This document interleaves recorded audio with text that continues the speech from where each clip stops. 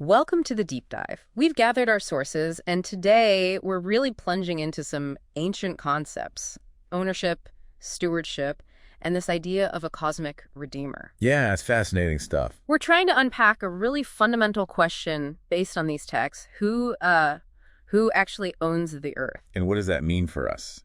That's the key part. What do these sources suggest our role is today? And what's really illuminating, I think, is how these ancient perspectives, they don't just talk about authority.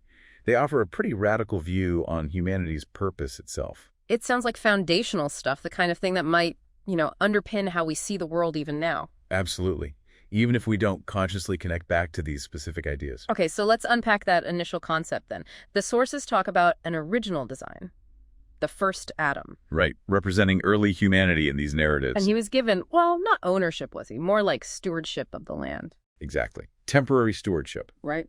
Like being a caretaker, not the ultimate owner. The texts are pretty clear, like Psalm 115.16 says, all land belongs to God. So, entrusted with management. A big responsibility. A huge one. The idea was to establish God's rule, God's way of doing things, on earth through humanity. But that didn't quite go to plan, did it? No. What's fascinating, or perhaps tragic, is that this stewardship was lost. How so? Who took it? Well, our sources mainly point to Satan as the one who usurped that authority. Okay. Though it's fair to say some sources offer a slightly different angle, suggesting it was lost more broadly to sin itself, like the concept of wrongdoing. Interesting nuance, but the result was the same. Pretty much. The outcome described is this kingdom of oppression. The world gets thrown off balance. Suffering enters the picture. A real departure from that original design. So a grand plan, then this major interruption, distress, suffering. It sounds like a really foundational turning point. Definitely. It set things on a completely different path, a much harder one. Okay, here's where, for me, it gets really interesting. The sources then bring in this figure of the last Adam. Right. Identified in this framework as the Son, often understood as Jesus Christ. And he's presented, paradoxically almost, as the original owner of creation. Yeah, passages like Colossians 1, our sources suggest, paint him as the architect, the one holding it all together. But then he doesn't arrive asserting that ownership directly. He comes as a human. Exactly. Yeah. And connecting that to the bigger picture, the texts explain he came specifically to reclaim that lost stewardship. Reclaim it. And crucially, to establish a new way forward. Because as this sinless last Adam, Satan couldn't legitimately claim authority over him. Ah, okay. So he has the right to be there, untainted. Right. And what's key is how he operated. He didn't just pull rank as the divine owner. He didn't. No, he demonstrated what the sources call a path of the cross.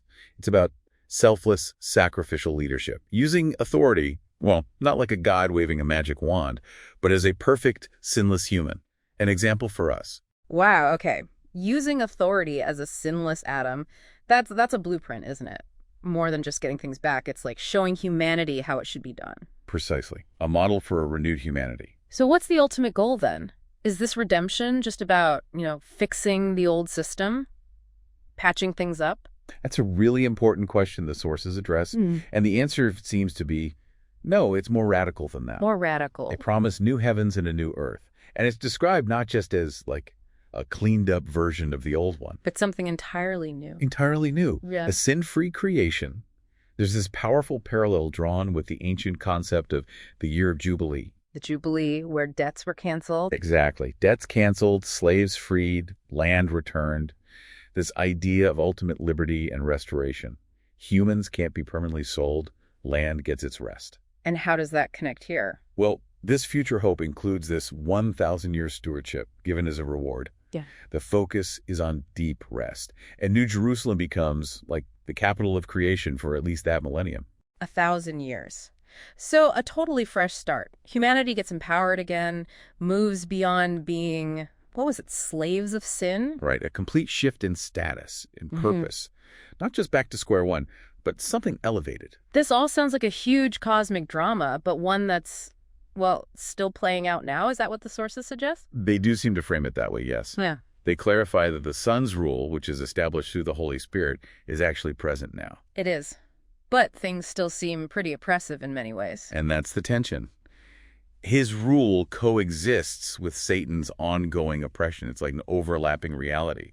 The sources talk about a future day of vengeance, Okay. which promises that complete rest for the whole earth when evil is finally and fully judged. It points towards that future hope, where peace isn't just temporary. So a present reality of the Son's rule, but a future hope for its complete fulfillment. Exactly. An already but not yet kind of situation. We've covered a lot here in this deep dive. From that initial stewardship, its loss, the arrival of the Redeemer. The demonstration of a new path. Right, and then this promise of ultimate restoration, a new creation, and renewed purpose for humanity. So, thinking about all this, what really stands out to you? How might this ancient way of seeing things, maybe, reshape how you view your own connection to the world? Our responsibility, maybe. Yeah, your responsibility. Not just living here, but maybe seeing yourself as a potential steward in this much grander story, working toward that final rest for all creation. Something to think about.